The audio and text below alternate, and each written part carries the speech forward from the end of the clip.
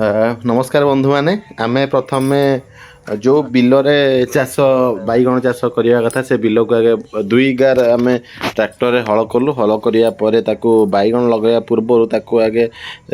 जो पटाली करती बैगण पटाली भल किना खोसैलु खोसैबा किसी सार सहित पटाली कलु तापर जो चारा आनी आम फार्म रु ताको वर्तमान लगेवा काम आरंभ कलु तापर से जो गछरे किसी माटिया गुंडी पोक लगुले से ताकू हटेवाई आम कीटनाशक औषध व्यवहार करूँ संध्या सुधा जहाँ देखिलु आउ से जो पोक बाड़ी नथिले तेणु ता सहित किसी घास विष पकाला घास विष पकड़ा समय ध्यान आम दवा जमी गच्छरे से